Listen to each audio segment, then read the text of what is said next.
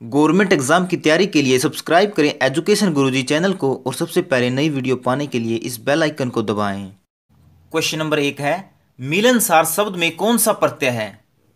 देखिए मिलनसार, ये क्या सार, तो इसमें प्रत्यय कौन सा हो जाएगा? सार। Answer D. क्वेश्चन नंबर 2, निम्नलिखित में से अशुद्ध वर्तनी कौन सी है? तो ये आएगी ख्याति। आंसर ए, ऐसे आती ख्याति। जो ख है ना, ये आधा ख आएगा। ठीक है। क्वेश्चन नंबर 3, निम्न में से कौन सा शब्द इति शब्द का पर्यायवाची है? देखिए इति का मतलब क्या होता है? समाप्ति या फिर अंतिम। ठीक है, तुम्हारा आंसर कौन सा हो जाएगा? B. Answer B. Question number 4, निम्नलिखित में से कौन सा शब्द ठाकुर शब्द का अनेकार्थक नहीं है? तो इसका आंसर आएगा रूप। Answer D. Question number 5, Sanskrit भाषा के पहले कौन सी भाषा थी? तो ये थी प्राकृत। आंसर हो गया सी। क्वेश्चन नंबर 6, कणक कणकते 100 गुणी मादकता अधिकाय में कौन सा अलंकार है? तो इसका आंसर आएगा यमक अलंकार। देखिए यमक अलंकार क्या होता है? जब ना किसी एक शब्द का प्रयोग ना 2 बार किया जाए लेकिन उनका अर्थ अलग अलग हो। जैसे कनक कनकते 100 गुनी मादुकता अधिकाय, यहां पर कनक और कनक एक ही शब्द का 2 बार प्रयोग हुआ है, लेकिन पहले कनक का अर्थ है धतूरा और दूसरे कनक का अर्थ है सोना। ठीक है। क्वेश्चन नंबर 7, उज्जवल शब्द का शुद्ध रूप है? तो ये है Ujjwal. Answer C. Question number 8, प्रसिद्ध स्मारक किशोरी महल यहां स्थित है। कहां पर है ये? ये है होडल में। और होडल कहां पे है? पलवल में। तो इसके 2 ऑप्शन और देख लेते हैं हम। देखिए ये रहा, तुम्हारा आंसर हो गया डी, होडल। और होडल कहां पर है? पलवल में। क्वेश्चन नंबर 9, हरियाणा के किस स्थान में थर्मल प्लांट स्टेशन स्थित है? यह है हिसार में। Answer A. Question number 10, Haryana का दूसरा राज्यपाल कौन था? ये थे बी.एन. चक्रवर्ती। देखिए दूसरे थे बी.एन. चक्रवर्ती और पहले कौन थे? धर्मवीर सिंह। और इस समय कौन है? ये है कप्तान सिंह सोलंकी। और कौन से नंबर के हैं ये? 16वें नंबर के। क्वेश्चन नंबर 11, वियतनाम के सहयोग से मत्स्य को बढ़ावा देने के लिए हरियाणा के किस जिले में मत्स्य पालन उत्कृष्टता केंद्र खोला जाएगा? ये खोला जाएगा झज्जर में। Answer A. और इस समय हरियाणा में कितने मत्स्य केंद्र हैं? 20। ठीक है। क्वेश्चन नंबर 12, आकाशवाणी रोहतक की स्थापना कब की गई? ये की गई थी 8 मई 1976 को। Answer A. और हरियाणा का सबसे पुराना आकाशवाणी केंद्र कौन सा है? यह है रोहतक आकाशवाणी केंद्र। ठीक है। और इसके अलावा कुरुक्षेत्र आकाशवाणी केंद्र की स्थापना कब हुई थी? 24 जून 1991 में। और बात करें हिसार आकाशवाणी केंद्र की, उसकी स्थापना हुई थी 26 जनवरी 1999 में। ठीक है। क्वेश्चन नंबर 13, राष्ट्रीय डेयरी अनुसंधान केंद्र कहाँ स्थित है? ये है करनाल में। और इसकी स्थापना कब हुई थी? इसकी स्थापना हुई थी 1989 में। ठीक है। और इसे इंग्लिश में कहते हैं NDRI, यानी नेशनल डेयरी रिसर्च इंस्टीट्यूट। इसके अलावा और कौन कौन से अनुसंधान केंद्र है करनाल में? गेहूं अनुसंधान केंद्र करनाल में है। राष्ट्रीय पशु अनुवांशिकी केंद्र ये भी करनाल में है। और हिसार में कौन से अनुसंधान केंद्र है? असव अनुसंधान केंद्र हिसार में है। और केंद्रीय भैंस अनुसंधान केंद्र ये भी हिसार में है। देखिए केंद्रीय भैंस अनुसंधान केंद्र तो है हिसार में, लेकिन राष्ट्रीय पशु अनुसंधान केंद्र कहां पे है? करनाल में। ठीक है। क्वेश्चन नंबर 14, हरियाणा में निम्न में से किस स्थान पर नवोदय विद्यालय स्थित है? यह है उपरोक्त सभी। आंसर आ गया डी। क्वेश्चन नंबर 15, भारत का केंद्रीय वैज्ञानिक उपकरण संगठन कहां स्थित है? यह है चंडीगढ़ में। आंसर हो गया ए। और बात करें हरियाणा की, तो हरियाणा में कहां पे है? अंबाला में। इसी कारण ना अंबाला को क्या कहते हैं? Science city. ठीक है, यानी विज्ञान नगरी। क्वेश्चन नंबर 16, हरियाणा में दूसरी बार राष्ट्रपति शासन कब लागू किया गया? यह किया गया था 1 मई 1977 को। दूसरे नंबर का 1977 में, और पहली बार लगा था 1967 में, और तीसरी बार 1991 में। देखिए, पहली बार 1967 में, दूसरी बार 1977 में, तीसरी बार 1991 में। ठीक है। क्वेश्चन नंबर 17, मयूर सिंह स्टेडियम हरियाणा के किस जिले में स्थित है? ये है फरीदाबाद में। देखिए, जो ये मयूर स्टेडियम है ना, इसको ना नाहर सिंह स्टेडियम भी कहते हैं। ठीक है। क्वेश्चन नंबर 18, मंजी साहिब गुरुद्वारा कहाँ स्थित है? इसका आंसर आएगा ए, कैथल। देखिए, मंजी साहिब गुरुद्वारा है ना, ये कैथल में भी है और अंबाला में भी है। अगर ऑप्शन में ना अंबाला भी आ जाता और कैथल भी आ जाता तो हम किसको निशान लगाते? अंबाला को, क्योंकि ना सबसे बड़ा मंजी साहिब गुरुद्वारा है अंबाला में। ठीक है। क्वेश्चन नंबर 19, नाथूराम गोडसे को फांसी की सजा किस जेल में हुई? ये हुई थी अंबाला जेल में। Answer A. Question number 20, Haryana में नवग्रह कुंड स्थित है? यह है कैथल में। Answer B.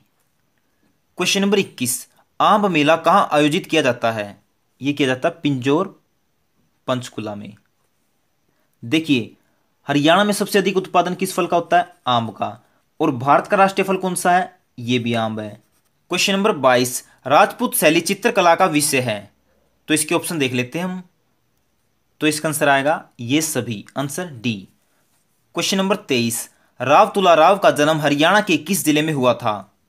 यह हुआ था रेवाड़ी में। Answer A. Question number 24, Haryana का अधिकतम भाग निम्न में से किस मृदा का प्राधान्य है? यह है रेतीली और दुमटी। क्वेश्चन नंबर 25, हरियाणा को कितने प्रशासनिक संभागों में बांटा गया है? तो इसका आंसर आएगा 6। Answer C. Question number 26, Satkumbh का मेला किस जिले में होता है? यह होता है सोनीपत में। Answer D. Question number 27, Vijender Singh का संबंध किस खेल से है? इनका संबंध है बॉक्सिंग से। Answer C. क्वेश्चन नंबर 28, निम्न में से किस जिले में कलेसर राष्ट्रीय उद्यान अवस्थित है? यह है यमुनानगर में। और यह राष्ट्रीय उद्यान कब बनाया गया? 2003 में। और कलेसर राष्ट्रीय उद्यान किसके लिए प्रसिद्ध है? यह है लाल जंगली मुर्गियों के लिए। ठीक है। और गुड़गांव में कौन सा राष्ट्रीय उद्यान है? यह है सुल्तानपुर राष्ट्रीय उद्यान। और सुल्तानपुर राष्ट्रीय उद्यान किसके लिए प्रसिद्ध है? यह प्रसिद्ध है साइबेरियन पक्षियों के लिए। देखिए, हरियाणा में ना सिर्फ 2 ही राष्ट्रीय उद्यान हैं, और बात करें वन्य जीव अभयारण्य की तो ये है 8। क्वेश्चन नंबर 29, पहली सीएनजी डेमू ट्रेन हरियाणा राज्य में कहां से कहां तक चलाई गई? ये चलाई गई थी रेवाड़ी से Rohtak. Answer B. Question number 30, किस जिले में गुलाम शासक रजिया सुल्तान का मकबरा स्थित है? तो यह है कैथल में। देखिए, रजिया सुल्तान ना 1236 में तो बनी थी शासिका, और 1240 में होगी थी इसकी मृत्यु, यानी इसकी हत्या कर दी गई थी। और रजिया सुल्तान ना पहली मुस्लिम शासिका थी। और ना रजिया सुल्तान के पिता का नाम था इल्तुतमिश। और इल्तुतमिश ने ही ना कुतुब मीनार को पूरा करवाया था। क्वेश्चन नंबर 31, संगमरमर मुख्यतः हरियाणा के किस जिले में पाया जाता है? यह पाया जाता है Mahendragarh. Answer B. Question number 32, 2011 की जनगणना के अनुसार हरियाणा के किस जिले में जनसंख्या सर्वाधिक है? तो यह है फरीदाबाद में। Answer A. क्वेश्चन नंबर 33, निम्नलिखित में से किसे ब्लू प्लैनेट कहा जाता है? यह कहा जाता है पृथ्वी को। और छल्लों वाला ग्रह कौन सा है? शनि। और सबसे बड़ा ग्रह बृहस्पति। और सबसे ज्यादा उपग्रह किसके हैं? ये भी बृहस्पति के हैं। और बात करें मंगल की, इसे कहते हैं लाल ग्रह। क्वेश्चन नंबर 34, ओजोन परत कहां पाई जाती है? यह पाई जाती है समताप मंडल में। Answer C. और ओजोन का क्या सूत्र है? O3। और ओजोन ना हमारी पराबैंगनी किरणों से रक्षा करती है। ठीक है। क्वेश्चन नंबर 35, 3 बीघा कॉरिडोर जोड़ता है? यह जोड़ता है बांग्लादेश और भारत को। Answer D. क्वेश्चन नंबर 36, धान की खेती के लिए सर्वाधिक आदर्श मृदा कौन सी है? ये है जलोढ़ मृदा, आंसर सी। क्वेश्चन नंबर 37, संसार में स्वर्ण का सबसे बड़ा उत्पादक देश है, ये है दक्षिण अफ्रीका। देखिए ऑप्शन के हिसाब से तो है दक्षिण अफ्रीका, और वैसे कौन सा है, चीन। एक बात याद रखिएगा, 2007 से पहले तो था सोने का सबसे बड़ा उत्पादक दक्षिण अफ्रीका, लेकिन 2007 के बाद कौन हो गया, चीन। यानी इस समय ना सोने का सबसे बड़ा उत्पादक देश कौन सा है, चीन। लेकिन ऑप्शन के हिसाब से कौन सा आएगा इसमें, दक्षिण अफ्रीका, यानी डी। क्वेश्चन नंबर 38, आयात निर्यात बैंक का गठन भारत में किस वर्ष हुआ, ये हुआ था 1982 में, और इसका हेडक्वार्टर कहाँ पे है, मुंबई में। और इसको ना शॉर्ट में एक्सआईएम भी कहते हैं, यानी export import bank of India. ठीक है।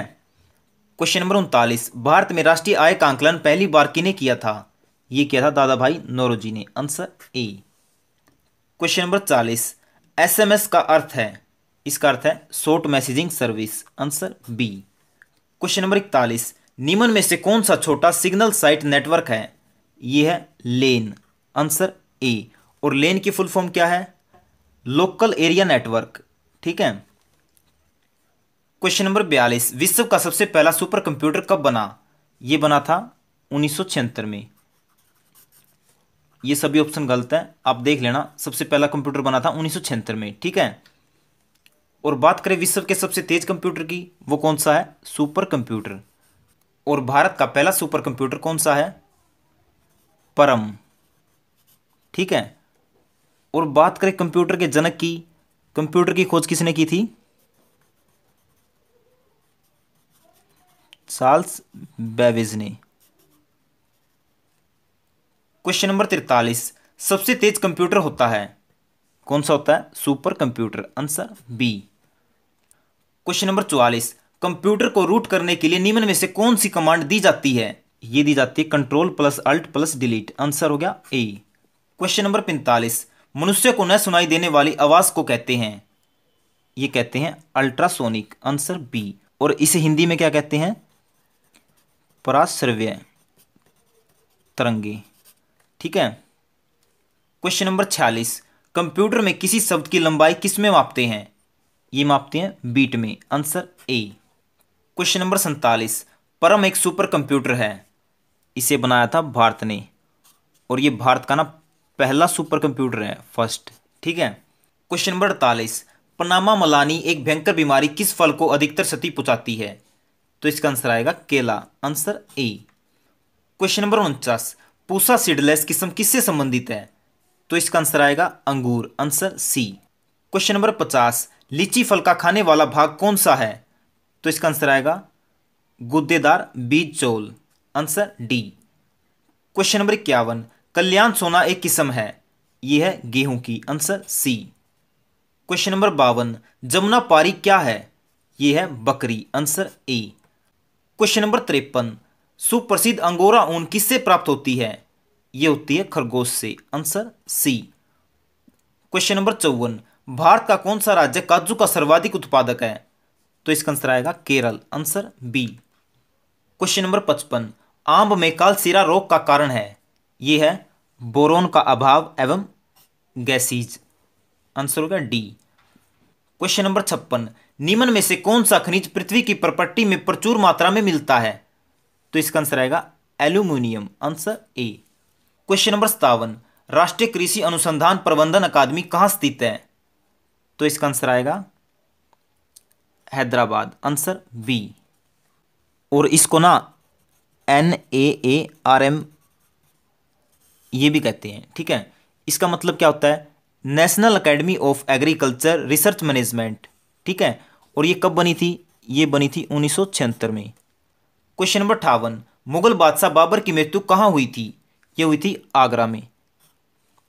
देखिए बाबर की मृत्यु हुई थी आगरा में, लेकिन क्या किया, जो इसकी कब्र थी ना, इसको बाद में काबुल भेज दिया गया था। ठीक है। अगर एग्जाम ये पूछे ना इस समय बाबर की कब्र कहां पर है, वह काबुल में। और बाबर की मृत्यु कब हुई थी, 1530 में। क्वेश्चन नंबर 59, विश्व का सबसे बड़ा मरुस्थल है, ये कौन सा है, सहारा मरुस्थल, आंसर ए। क्वेश्चन नंबर 60, किसे निम्न में से सीमांत गांधी भी कहा जाता है?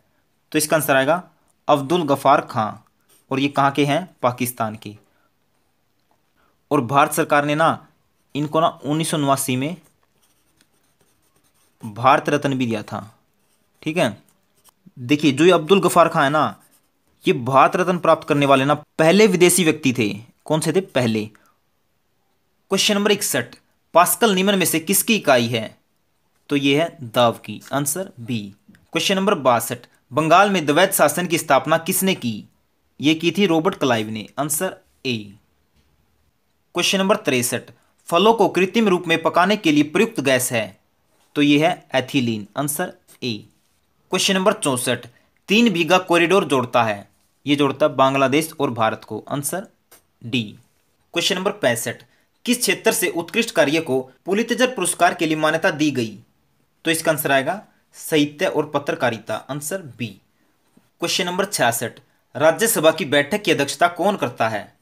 ये करता है उपराष्ट्रपति, और इस समय उपराष्ट्रपति कौन है? वेंकैया नायडू।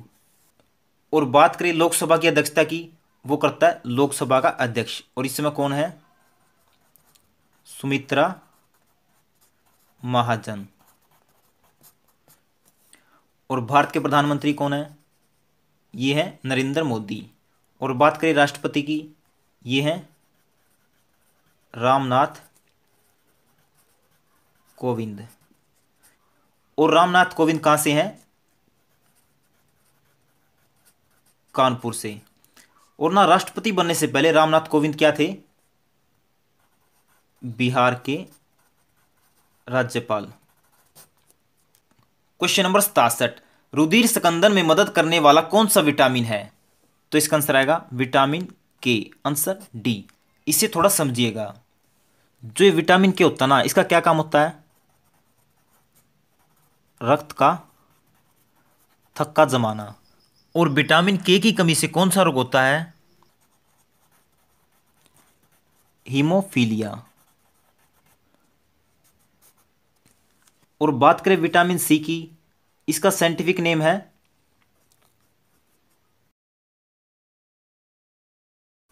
Ascorbic acid. और विटामिन सी की कमी से कौन सा रोग होता है? सकरवी। और सबसे अधिक विटामिन किस में पाया जाता है? आंवला में। और बात करें विटामिन डी की, ये हमें ना सूर्य के प्रकाश से प्राप्त होता है। किससे होता है? सूर्य के प्रकाश से। और विटामिन ए, इसका साइंटिफिक नेम क्या है? रेटिनल। और जो विटामिन ए है ना, ये किस में पाया जाता है? पीले फलों में, और दूध हो गया, जैसे सोयाबीन होगी, या फिर अनाज। और सबसे इंपॉर्टेंट बात, विटामिन ए की कमी से कौन सा रोग होता है? ये होता है रतौंधी। रतौंधी रोग में क्या होता है? आंखें ना सूखने लगती है। ठीक है।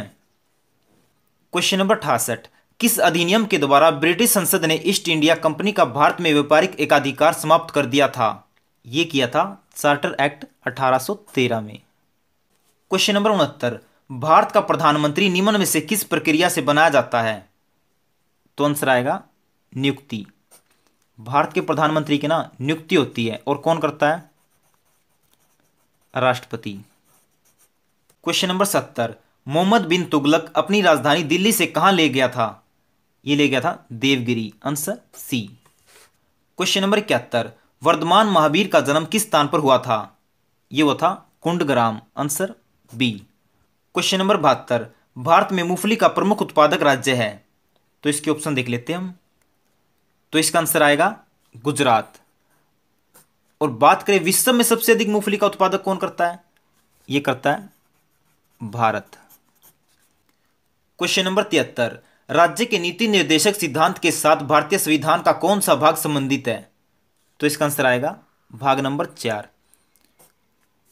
और बात करें राज्य के नीति निर्देशक सिद्धांत के वर्णन की, इनका वर्णन है आर्टिकल 36 से लेकर 51 तक। ठीक है। और ये कहां से लिए गए हैं? आयरलैंड से। क्वेश्चन नंबर 74, स्वर्ण मंदिर की स्थापना किसने की थी? ये की थी गुरु अर्जुन देव ने। Answer A. क्वेश्चन नंबर 75, प्रार्थना समाज का गठन किसने किया था?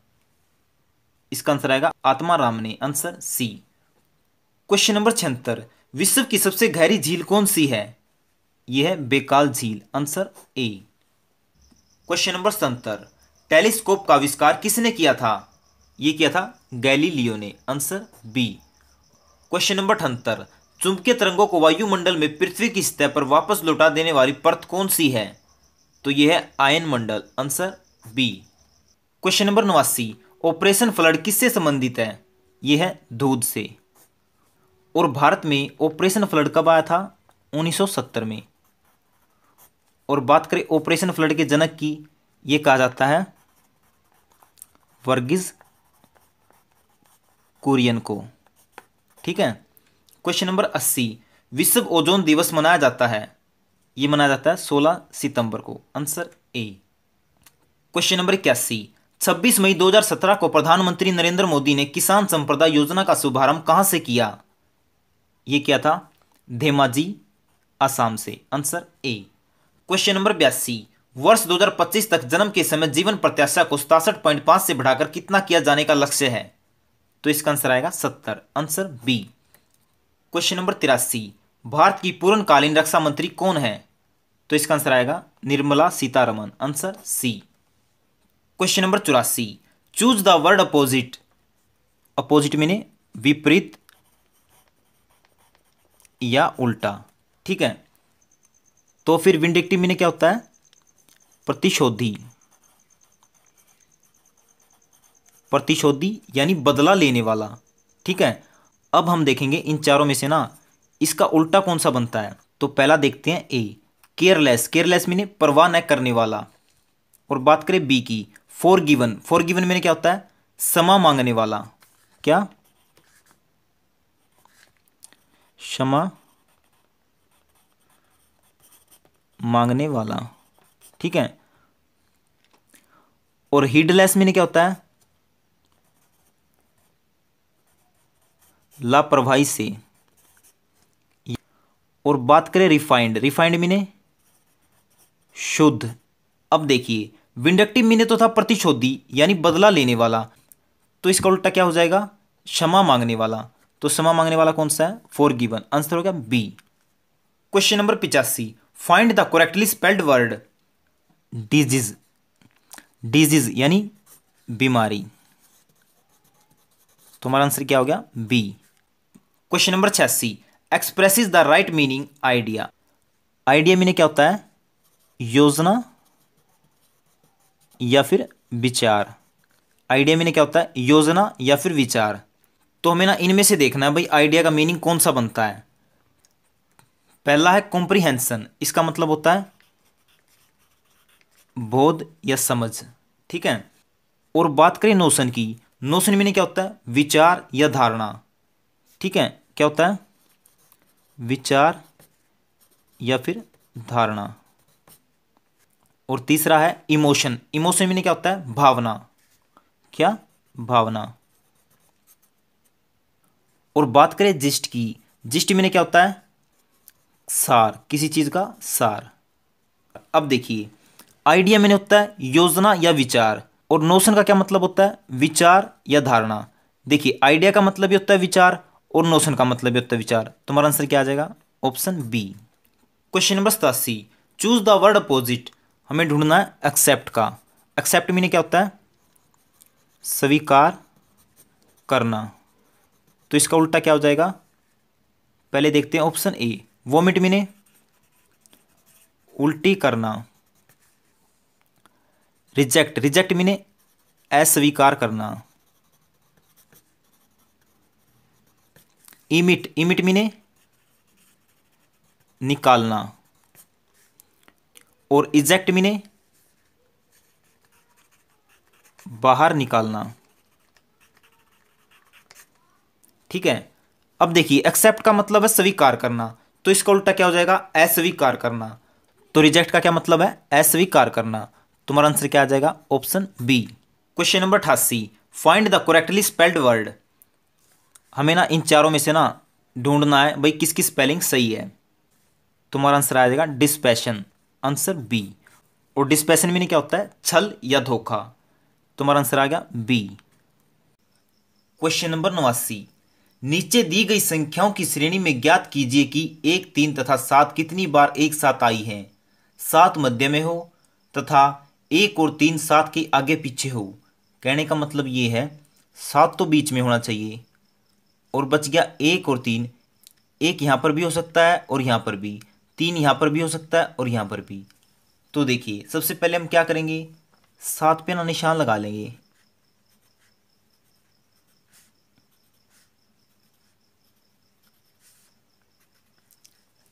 अब देखिए पहले वाला 7, इसके आगे 9 है, पीछे 3 है, होना चाहिए था 1 और 3, तो ये भी नहीं होगा।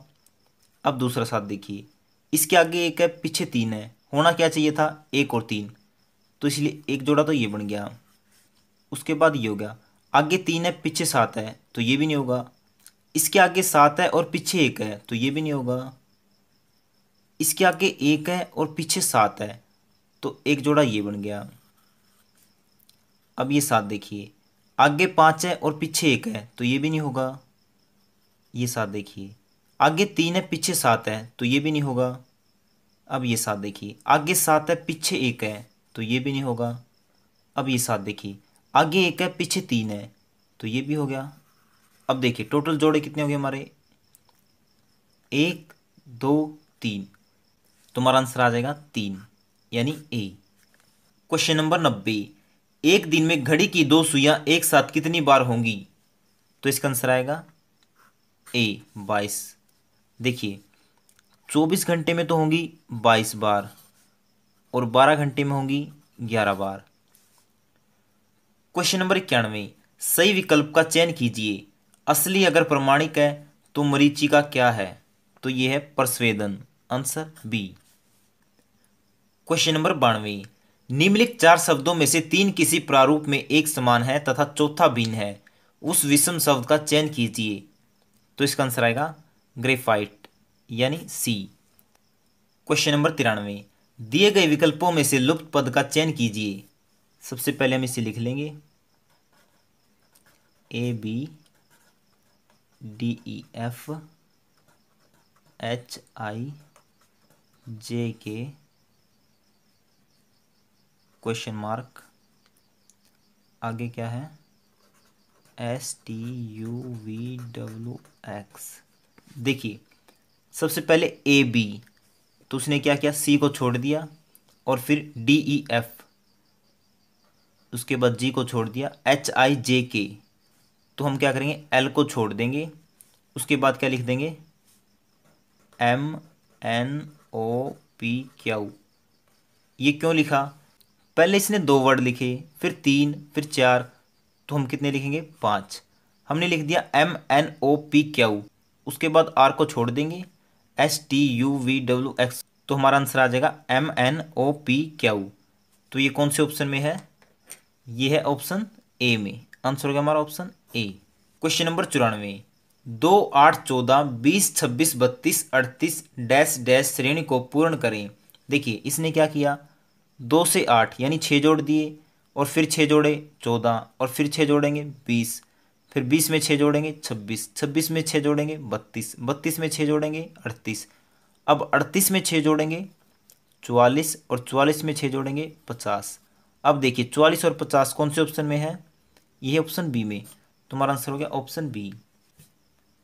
क्वेश्चन नंबर 95, जे ए के बी एल, तो इसने क्या किया, जे से एक बढ़ा के लिख दिया के और ए से एक बढ़ाकर लिख दिया बी और के से एक बढ़ाकर लिख दिया एल, तो हम इसमें भी ऐसे ही करेंगे, एम से कर देंगे एन, डी से कर देंगे ई, एन से कर देंगे ओ, तो हमारा आंसर क्या आ जाएगा, एन ई ओ।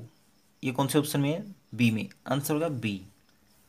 क्वेश्चन नंबर 96, 2x की 2 प्लस में 12x प्लस में 18 बराबर 0, तो x का मान क्या होगा?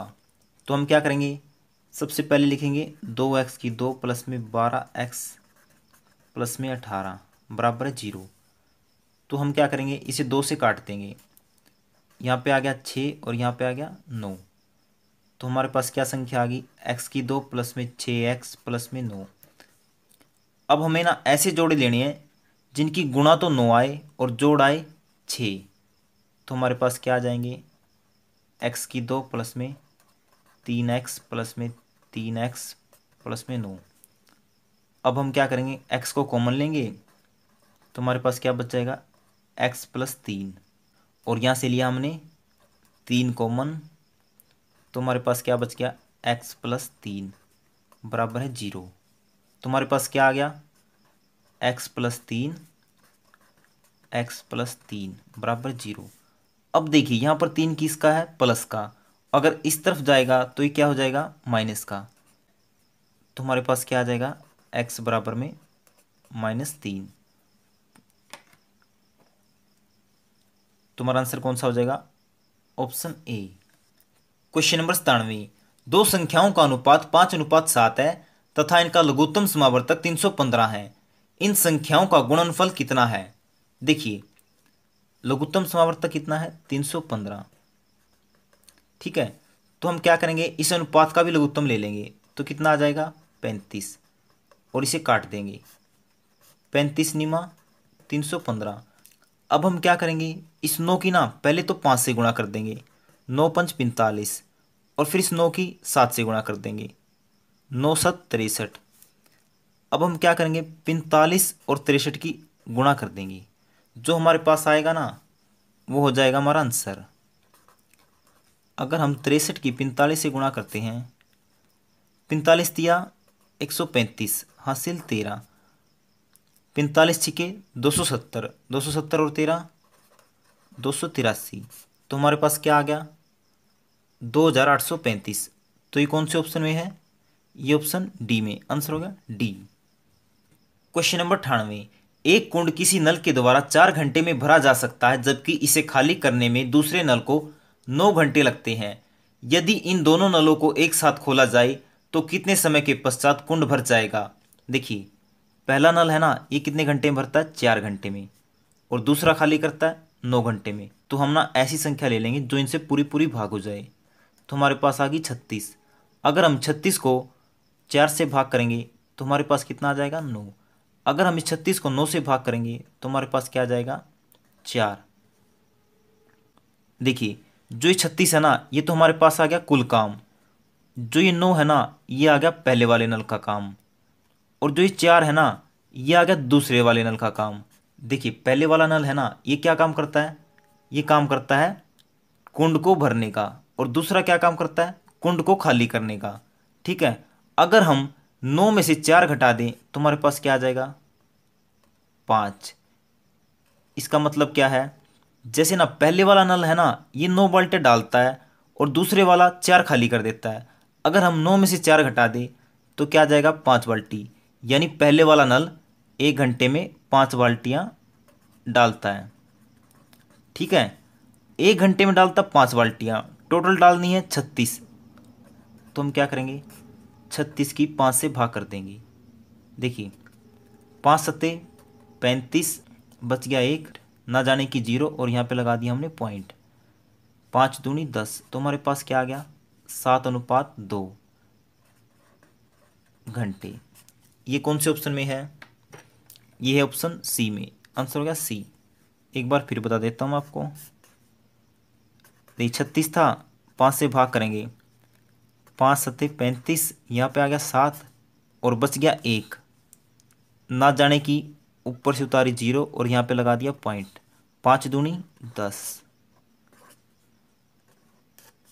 क्या आ गया, 7.2 घंटे। तो हमारा आंसर हो गया सी। क्वेश्चन नंबर 99, किसी वर्ग की प्रत्येक भुजा में 30% वृद्धि होने पर इसके क्षेत्रफल में कितने प्रतिशत वृद्धि होगी। देखिए इसको करने का एक आसान सा तरीका है, प्रतिशत के नाम का 100, 30% वृद्धि होगी, तो यानी 130/100 गुणा 130/100। 100 से 100 कट गया, 0 से 0। ठीक है, हमारे पास बच गया इधर भी 13, इधर भी 13। अगर हम 13 की 13 से गुणा करेंगे तो कितना आ जाएगा, 169। यानी अगर हम 169 में से 100 घटाएंगे तो हमारे पास कितना बच जाएगा, 69। तो इसका मतलब कितने प्रतिशत की वृद्धि हुई है, 69 की। तो हमारा आंसर क्या आ जाएगा, ऑप्शन डी। अब आप ये सोच रहे हो कि भाई 100 कहाँ से आया, क्योंकि ना कोई भी संख्या क्या होती है, 100%। ठीक है, हमारे पास आया था 169, तो हमने 100% घटा दिया, जो हमारे पास बचेगा वो हमारे पास क्या आ जाएगी, वृद्धि।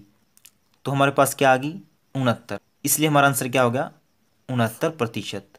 ठीक है। क्वेश्चन नंबर 100, किसी क्रिकेट टीम 11 में से 11 खिलाड़ियों की औसत उम्र 28 वर्ष है, जिनमें से 3 खिलाड़ियों के 3 समूहों की प्रत्येक की औसत 25 वर्ष, 28 वर्ष और 30 वर्ष है। कप्तान तथा सबसे तरुण खिलाड़ी, जो कि कप्तान से 11 वर्ष छोटा है, इन समूहों में नहीं गए हैं। कप्तान की उम्र कितने वर्ष है। देखिए, 11 खिलाड़ियों की औसत कितनी है, 28। तो संख्या क्या आ जाएगी हमारे पास, 28 गुणा 11, तो कितनी आ गई, 308। आगे क्या बोलता है ये, 3 खिलाड़ियों के 3 समूहों की प्रत्येक की औसत 25 वर्ष, 28 वर्ष और 30 वर्ष है। यानी ना प्रत्येक समूह में 3 खिलाड़ी हैं, तो हम क्या करेंगे, 25 की भी 3 से गुणा कर देंगे और 28 की भी 3 से गुणा कर देंगे और 30 की भी 3 से गुणा कर देंगे।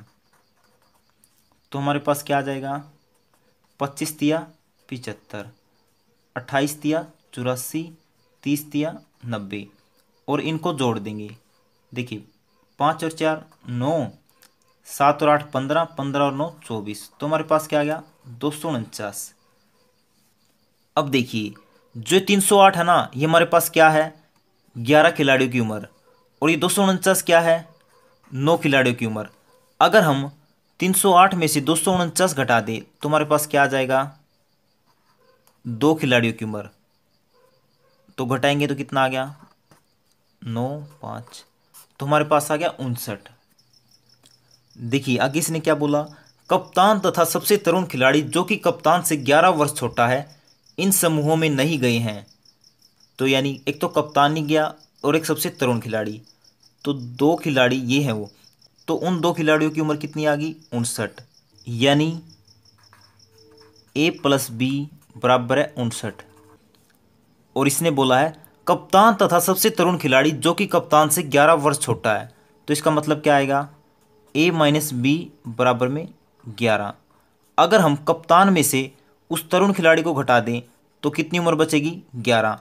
अगर हम उस कप्तान और उस खिलाड़ी को जोड़ दें तो उनकी उम्र कितनी हो जाएगी, 59। अब देखिए, ये प्लस का है और यहाँ पर है माइनस का, तो B से B कट गया, तो हमारे पास क्या आ जाएगा,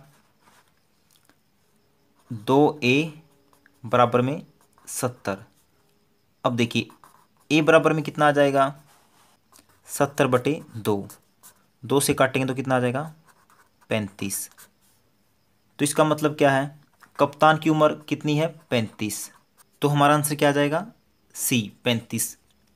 एक बार फिर देखिए हमने क्या किया, 11 खिलाड़ियों की औसत उम्र कितनी थी, 28, तो कुल उम्र कितनी आ गई, 308। देखिए 3 खिलाड़ियों की तो औसत उम्र थी 25 और 3 की थी 28 और 3 की थी 30, तो कितनी आ गई, 75, 84, 90। और इन 9 के 9 खिलाड़ियों की उम्र कितनी आ गई थी, 249, जोड़ कर दिया हमने इनका। यानी 9 खिलाड़ियों की उम्र है 249 और 11 खिलाड़ियों की है 308। अगर हम 308 में से 249 घटा दें तो हमारे पास क्या आ जाएगी, कप्तान की और तरुण की उम्र। तो हमारे पास कितना आ गया, 59। यानी ये किसकी उम्र है, कप्तान की और तरुण की। लेकिन इसने क्या बोला है, कप्तान तथा सबसे तरुण खिलाड़ी, जो कि कप्तान से 11 वर्ष छोटा है। यानी जो ये तरुण है ना, ये कप्तान से कितने साल छोटा है, 11। तो इसका मतलब क्या है, A+B, यानी कप्तान और उस तरुण की उम्र कितनी है, 59। A-B, अगर कप्तान की उम्र में से तरुण की उम्र घटाएंगे तो कितना बचेगा, 11। क्यों बचेगा, क्योंकि कप्तान 11 साल बड़ा है। ठीक है, तो हमने क्या किया, B से B काट दिया, तो हमारे पास क्या बच गया, 1 और 1 2A बराबर में 59 और 11 70। तो A किसके बराबर आ जाएगा, 70/2, 2 से काटा तो हमारे पास क्या आ गया, 35। तुम्हारा आंसर क्या आ गया? 35 साल। ठीक है। और अगर आपको HSSC से रिलेटेड PDF फाइल में नोट्स चाहिए तो आप हमारे साथ फेसबुक, ट्विटर, व्हाट्सएप और इंस्टाग्राम पर भी जुड़ सकते हैं, जिनका लिंक मैंने डिस्क्रिप्शन में दे दिया है, आप वहां से देख सकते हैं। ओके फ्रेंड, इस वीडियो में इतना ही। अगर आपको हमारा वीडियो अच्छा लगा हो तो प्लीज़ वीडियो को लाइक ज़रूर करें, और अगर आपकी कोई प्रॉब्लम है या फिर आपको कुछ समझ नहीं आया है तो प्लीज़ नीचे कमेंट करें, आपकी पूरी हेल्प की जाएगी। और अगर आपने अभी तक हमारे चैनल को सब्सक्राइब नहीं किया है तो आपको स्क्रीन के ऊपर एजुकेशन गुरुजी का आइकॉन दिख रहा होगा, आप उस पर क्लिक करके भी हमारे चैनल को सब्सक्राइब कर सकते हैं। इससे क्या होगा कि आप हमारी आने वाली वीडियो को सबसे पहले और आसानी से देख पाएंगे। ओके फ्रेंड, अब मिलते हैं एक नई वीडियो के साथ, तब तक के लिए जय हिंद, वंदे मातरम।